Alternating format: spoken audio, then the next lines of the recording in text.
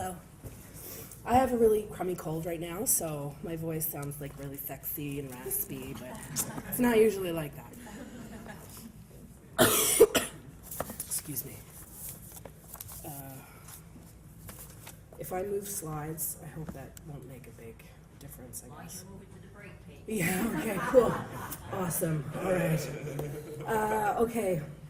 My name is Julie Crouse. I work for the AIDS Committee of Newfoundland and Labrador, and I work in Corner Brook. So we are not, I'm not one of those people that was stuck in the fog for like 3 days in St. John's. So yeah, basically my role is I'm the site coordinator for the Safe Works Access Program, which is a needle distribution program. And along with that work, it's just me. I'm the sole staff out there. So our program is really volunteer-based, and Corner Brook has, like you were saying, Matt, about the Miramichi, Corner Brook's been really quite supportive in regards to our harm reduction programming. But I think part of that is because of the way that we framed our program from the very beginning. We looked at it as a community asset rather than something that could potentially blow up in our faces. So before we even started, we connected with our community partners, with the various police forces, Royal Newfoundland Constabulary and RCMP, Western Health, which is the regional health authority, businesses, anybody really that would listen, to the city council to talk about the benefits of a program like ours. So we talked about like, well, if somebody happened to find a used needle on the ground, they can call us and we'll come and take care of it. And so it was really looking at it from a more positive perspective rather than the typical, oh my God, you're giving needles to junkies, which is what I hear all the time and which makes me really angry. So our program, I think, is really awesome, and I get tons of requests from everybody except the school board to to provide education. Newfoundland's quite conservative, and when we talk about our educational system, we are talking about a system that's really based on moral values, and so we've had to frame our program in that way around, like Carla was saying, the safer tattooing and piercing. That's kind of been our in. And so we've had some success, very little success, but some success using that program in particular to try to provide education around Hep C, HIV, STIs. Our programs, when we talk about primary prevention, we try to be as fun as possible. So I actually, because when Alex was saying, like, you want to make this like TED Talks, I was like, okay, what am I going to do? I'm going to be, give me an H, give me an E, give me a P, give me a C. What do you got? Hep C, you don't want it, right? Like, I was trying to think of like all these things that I could do. So when I go to like school, well, school's not very often, but let's say like community youth network, I bring my penis. Yeah. And I always bring my beer goggles. And I'm like, okay guys, so how are you going to put on a condom after you've been drinking? And everybody wants to try these. In fact, you guys, I mean, they're hysterical, right? So we use funny things like this,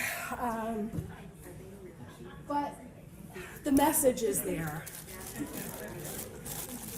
You can try them after. Yeah, they're awesome. Are they real beer goggles? They're from Drunk Busters. It's an American site, and they're actually called beer goggles. And they do have a new set of goggles as well. They have them in like different stages, so slightly intoxicated, medium intoxicated, completely hammered, and then they've got one that is for marijuana as well. So I've seen police use them, but I think they're great for our presentation. So, you know, you take out the condom, and you want to get them to do everything that you normally do. So you make sure that they look at the expiry date, you make sure that they do the puff test, they don't open it with their mouth and all that jazz. So that's Hazy Love, and that's a great program. Normally you'd have oven mitts on too. So we make it really hard. It's awesome. We have a safer sex matching game, so we've got awesome pictures of all kinds of awesome diseases. And we get them to match what the particular STI is. We also do stuff around contraception and like the efficacy rates. So if you take your birth control pill every day at the same time, what are the efficacy rates versus so on and so forth, and condoms and vaginal sponges and all that jazz. When we talk about harm reduction, because like I'm doing tons of different stuff, it is really about, we focus on harm reduction as a way of achieving good order and happiness, and we can frame it in that way. I went to a great conference in Portland, Oregon in November. It's like the National Harm Reduction Conference, and I brought back a lot of stuff. And one of the things I brought back is, we talk about our community engagement piece. A lot of the community organizations that we work with kind of pay lip service to harm reduction, but they don't necessarily really have it as a part and parcel of their program. So what I'm doing now for the next couple of months, before I go to China to get our daughter, is we're using basically the Drug Use Policies and Attitudes Scale, which is Goddard. And basically, that's gone out to all the community organizations in town that are working with vulnerable people. And it is a personal survey, so it's not based on anything that the organization does, but it's based solely on how the person feels about drug use. And I've just gathered those surveys. I'm going to be collating that data. And based on that information, what I'll be doing is trying to determine how I can help these organizations better serve their populations within a harm reduction model. So looking at their policies, looking at their programs, and seeing if there are ways, like whether it's working with the board to help them understand what harm reduction is, but really to ultimately make sure that it's not just us that our organization that's providing the harm reduction, but it's each and every community organization that would work with someone who would need a service like ours. And the demand obviously can outweigh our resources, so that's why we, sorry guys, that's why we rely so heavily on our volunteers, and we've been really lucky.